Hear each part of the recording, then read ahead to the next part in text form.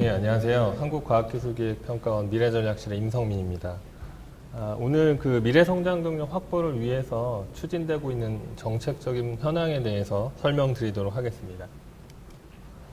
오늘 말씀드릴 부분은 크게 한 5가지 정도 되는데요. 먼저 추진 배경에 대해서 말씀드리고 주된 정책인 미래성장동력 육성 정책에 대해 설명을 드리고 이와 관련된 다부처 공동기획사업 그리고 플래그십 프로젝트에 대해서도 간단히 소개드리고 기대 효과에 대해서 말씀드리도록 하겠습니다. 먼저 추진 배경입니다. 우리나라는 지난 3, 40년 동안 괄목할 만한 성장을 이루어냈는데요. 한강의 기적이라고도 불리고 있습니다.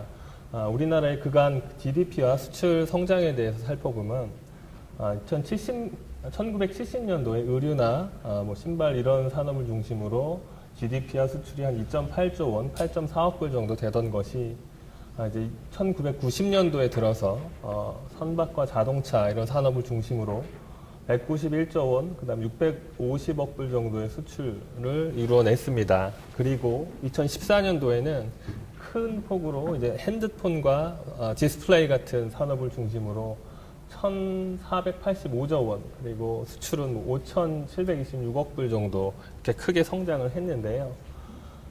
지금 현재는 우리나라가 조선, 메모리 반도체, 그리고 디스플레이, 스마트폰 이러한 산업 부분에서 세계 1위를 차지하고 있고요.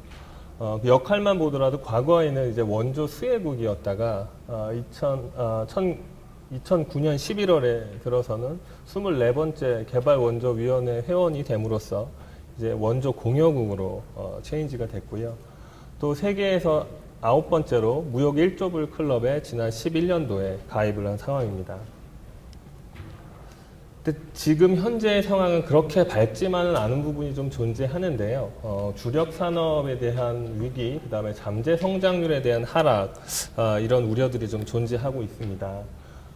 지난해 한국경제연구원에서 발표한 주력 산업의 매출 증가율을 살펴보면은요, 자동차, 전기전자, 화학, 우리나라의 주력 산업 부분에 있어서의 매출 증가율이 과거 2010년도에 비교해 볼 때 2014년도에 큰 폭으로 하락하고 있다는 것을 살펴볼 수 있고요.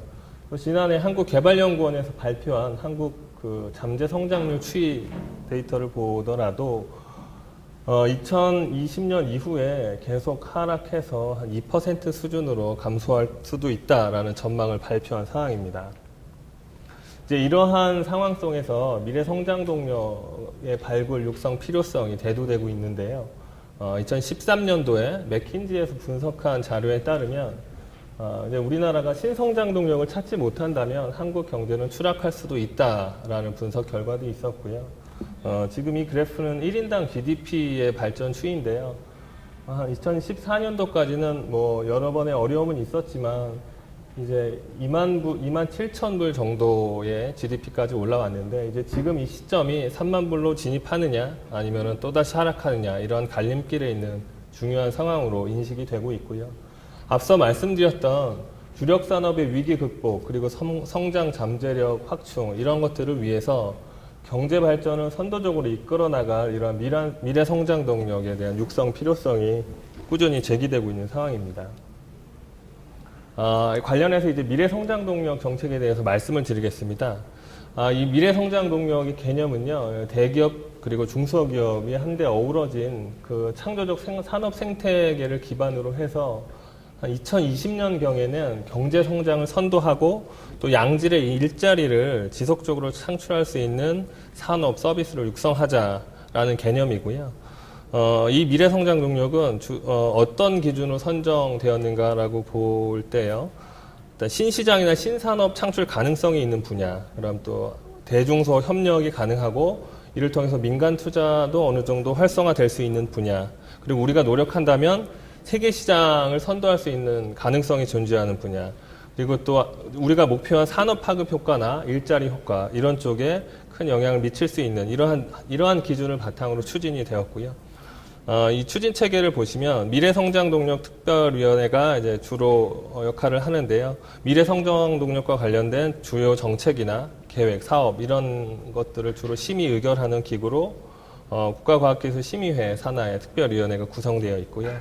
정부 부처에서는 이제 미래창조과학부, 미래성장전략과에서 미래성장동력 정책을 총괄하고 있고 저희 키스텝에서 실무 지원을 하고 있습니다. 그리고 각 분야별로 미래성장동력 추진단에서 실행계획을 수립하고 기획하고 있고요. 그다음에 각 부처, 분야별 부처, 책임부처와 협력부처가 존재하면서 계획이나 사업 추진을 집행하고 있는 체계로 진행되고 있습니다. 그간 추진 경과에 대해서 말씀을 드리면요. 2014년부터 범부처 차원의 미래성장동력 발굴 육성이 진행되고 있는데요. 14년도에는 이제 미래부 주관으로 13대 미래성장동력이 발굴이 되었고요. 이어서 이제 15년도에는 산업부에서 존재했던 13대 산업엔진을 통합해서 19대 미래성장동력이 출범을 하였습니다. 그리고 올해 이제 19대 미래성장동력 분야에 대한 종합실천 계획이 정비가 된 상황입니다. 19대 미래성장동력 구성에 대해서 말씀을 드릴 텐데요. 일단 이 성장동력을 통해서 창조적 그리고 융합적, 동반적인 성장을 통해서 말씀드렸던 국민소득 4만 불 실현, 그리고 새로운 산업과 일자리 창출을 목표로 추진되고 있는데요. 보시는 것처럼 5개의 기반 산업이 존재하고요. 여기에는 이제 반도체, 융복합 소재, IoT, 빅데이터, 소재 가공 시스템들이 존재를 하고 이러한 기반 위에 나머지 분야에 대한 전략 산업이 존재하는데요. 이제 5G 이동통신과 같은 주력 산업을 고도화하는 분야, 그다음에 지능형 로봇과 같이 미래 신시장을 선도하는 분야, 그다음에 맞춤형 웰리스케어처럼 복지나 산업 동반을 육성하는 이러한 구성으로 총 19개의 분야가 선정돼서 추진되고 있습니다. 그간 추진된 성장 동력의 R&D나 제품 주요 개발 실적을 보면은요. 실감형 컨텐츠에서 다면 상용 시스템이 개발돼서 동남아에 수출한 사례가 있고요. 착용형 스마트 기기에서는 블루투스 헤드셋 같은 것들이 사업화된 사례가 있고요. 지능형 사물 인터넷에서는 관련된 실증 단지가 구축되었고 5G 이동통신에서는 시연 인프라가 구축됐고 지하철에서 5G 서비스가 시연되기도 하였습니다. 그리고 스마트 자동차는 고속도로 주행 지원 시스템이 양산되었고 톨링 시스템이 시범적으로 설치되고 운영된 사례가 있고요. 이 중에서 이제 실감형 컨텐츠나 착용형 스마트 기기 이러한 부분들은 제 발표에 이어서 세부적으로 설명드릴 계획입니다. R&D 외에 주요 추진 정책을 살펴보면은요, 미래 성장 동력과 관련된 예산과 세제 지원이 강화되고 있는데요. IoT나 자동차 이런 분야뿐만 아니라 미래 성장 동력과 관련된 R&D 사업들은 예산에 대한 증액을 지원하고 있고요. 또 신성장 동력으로 지정이 돼서 R&D 세액 공제가 대상이 되는 기술에 미래 성장 동력과 관련된 10개 기술이 추가되었고요. 또 신기술이나 신산업을 저해하는 규제를 지속적으로 발굴해서 개선하고 있는 상황입니다. 한편으로는 국민 체감도 제고랑 또 소통 강화를 위해서도 노력하고 있는데요. 작년 11월에는 자율주행차와 무인기 바탕으로 미래성장동력 챌린지 퍼레이드가 개최가 되었고요. 역시 이번 주 토요일에 다시 챌린지 퍼레이드가 또 진행이 될 예정이고요. 또 미래성장동력 오픈톡 릴레이가 오늘로써 총 25회 개최된 상황입니다. 그래서 이제 지난 2년간 추진됐던 노력을 바탕으로 해서 국민이 체감할 수 있는 성과가 나타날 수 있도록 차별화된 지원을 계속하고 있는 상황이고요.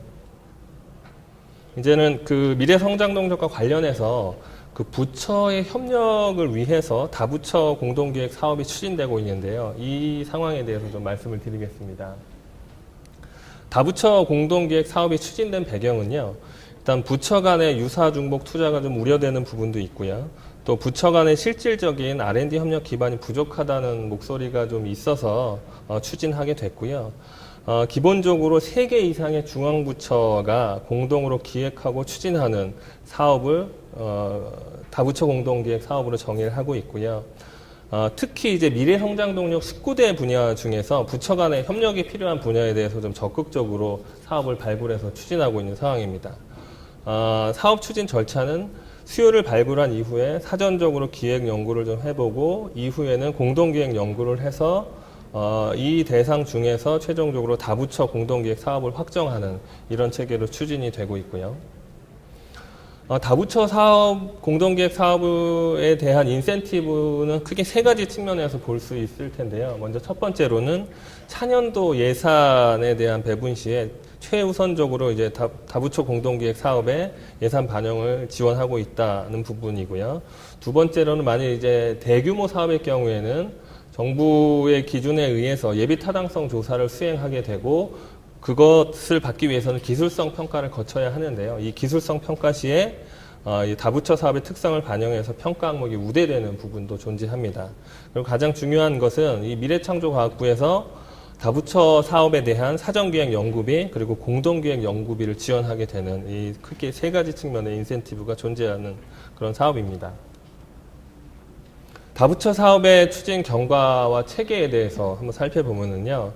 13년 초에 부처 간 협업 체계 구축에 대한 필요성으로 이제 다부처 사업이 좀 진행이 됐고요. 13년 6월에 이를 위한 운영 지침, 표준 지침이 마련이 되었습니다. 그리고 7월에 다부처 공동기획 사업 운영에 관한 사항을 총괄 조정하기 위해서 국가과학기술심의회 산하에 다부처 공동기술협력 특별위원회가 구성이 되었고요. 이제 이 이후 13년 7월부터 올해 5월까지 4차례에 걸쳐서 현재까지 총 10건의 공동기획 사업이 발굴된 상황이고요. 지금도 이제 5차, 6차가 진행되고 있는데요. 5차는 지금 공동기획 연구가 한 7건 정도 도출된 상황이고요. 6차는 이제 사전기획 연구가 7건 정도 도출된 상황입니다. 추진 체계는 아까 말씀드렸던 이제 다부처 특위를 중심으로 미래부에서 운영을 지원하고 있고요. 저희 키스텝에서는 실무를 지원하고 각 정부 부처와 또 산하견 정부 출연기관에서 뭐 과제를 제안하고 수요를 제안하면 다부처 특위의 어떤 심의를 거쳐서 최종적으로 선정된 과제에 대해서는 공동 기획하고 사업에 참여하는 그런 체계로 추진이 되고 있습니다. 지금까지 발굴된 그 사업 현황에 대해서 말씀을 드리면은요. 수요 발굴이 최종 지금까지 발굴된 게 한 170건 정도 되고요.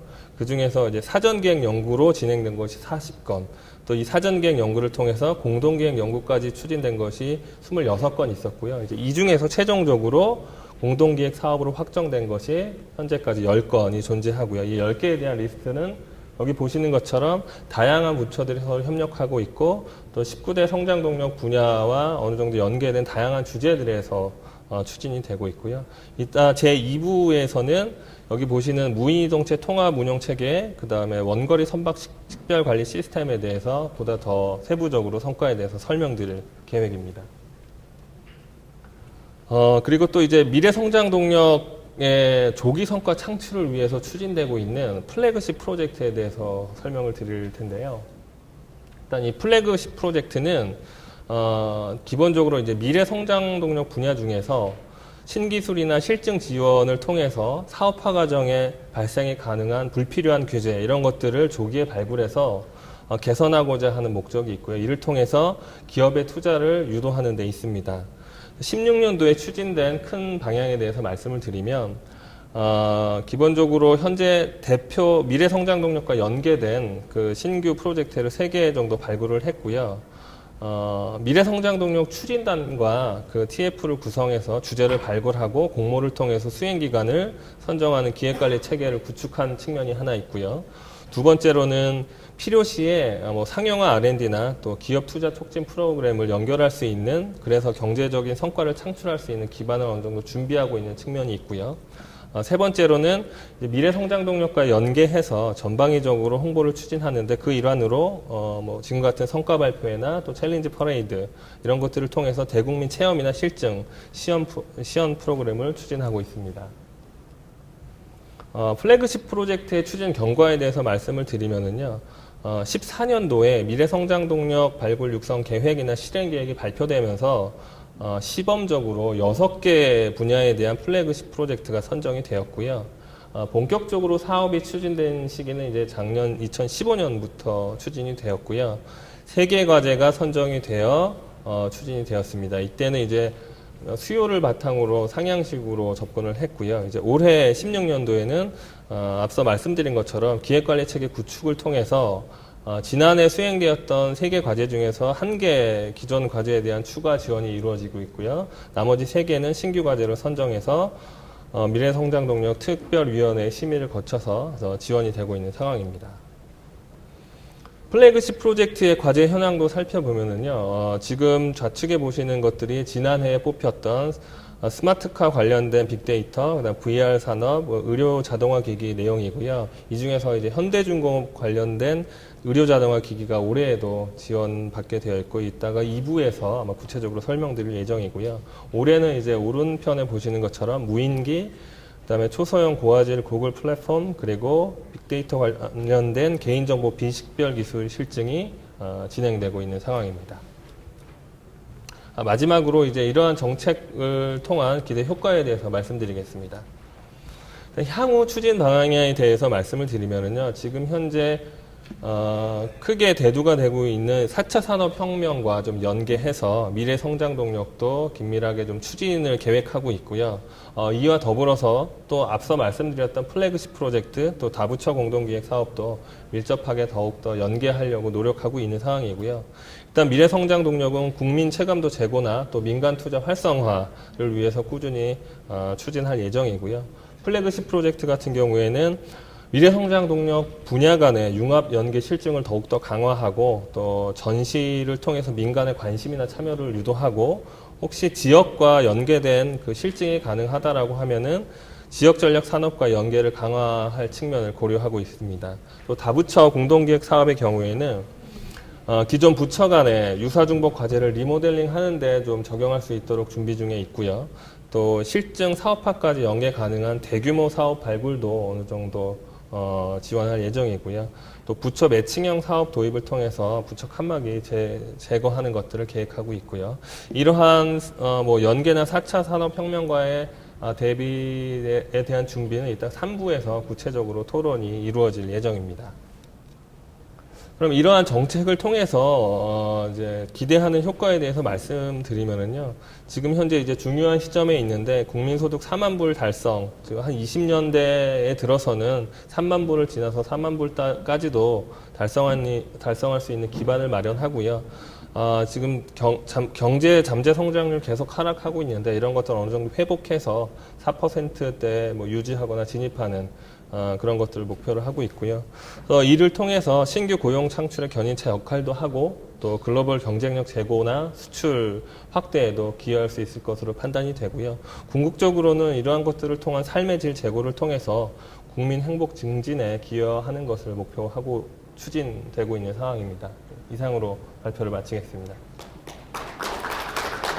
감사드립니다.